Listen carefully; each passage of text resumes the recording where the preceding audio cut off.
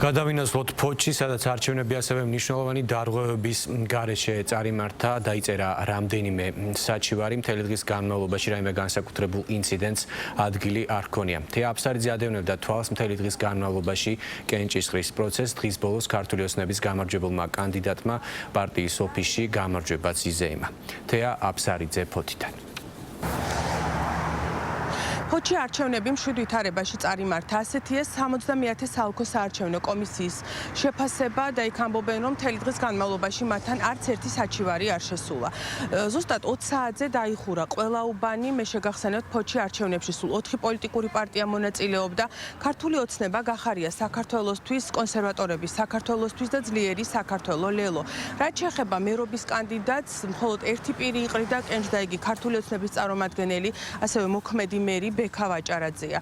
ფოთში სულ 24 საარჩევნო უბანი მოქმედებდა და იგი არჩევნები მიმდინარეობდა თითოეულ უბანში ელექტრონული ტექნოლოგიის გამოყენებით. საოლქო საარჩევნო კომისიის ინფორმაციით წინასწარი შედეგები უკვე ცნობილია, თუმცა იმის გამო, რომ მოხდეს საუბნო შემაჯამებელი ოქმის შედგენა, მნიშვნელოვანია მოხდეს თითოეული ბიულეტენის ხელით გადათვლა. როგორც მოსალოდნელი იყო, ფოთში მშვიდ გარემოში ჩაიარა საარჩევნო პროცესმა. მადლობა მინდა უთხრა ფოთელებს აქტიურობისთვის, გამოხატული მაღალი მხარდაჭერისთვის. 10-ვე სამაჟორიტარო უბანში ჩვენმა კანდიდატებმა დამაჯერებლად გაიმარჯვეს. 12500-ზე მეტმა ფოთელმა დაუჭირა მხარი ქართული ოცნების გუნდს. ფოთში რაც 80%-ზე მეტია მოსული ამორჩევლის და მე მიხარია, რომ მყარი უმრავლესობით გავაგრძელებთ საკრებულოში მუშაობას ერთობლივად. ქალაქ ფოთის 71 ოლქის ნომერ მერვე უბანზე ვითარება მშვიდი იყო, მშვიდად ჩაიარა ყველაფერმა, საჩივარი არ დაწერილა. აქტივობაც ნორმალური იყო, შეიძლებოდა ყველაფერი ჩატარდა კარგ ვითარებაში. 8 საათისათვის ყველა უბანი უკვე დახურულია. 8 საათის მონაცემებით ჩვენ გვაქვს 16058 ამორჩეველია მოსული.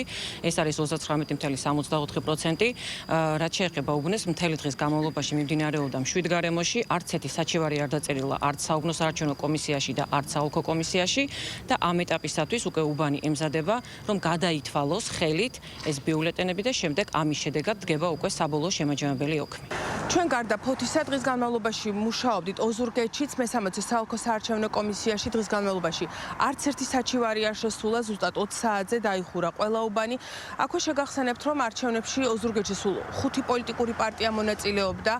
ქართული ოცნება გახარია საქართველოსთვის, კონსერვატორები საქართველოსთვის, ძლიერი საქართველო ლელო და ასევე პატრიოტთა ალიანსი. რაც შეეხება მერობის კანდიდატებს, მერობისათვის 2 კანდიდატი იბრძვის, ქართული ოცნებიდან პაატა კუნჭულია, ხოლო გახარია საქართველოსთვის კანდიდატი გახლავთ ალექსანდრე მენაბდე.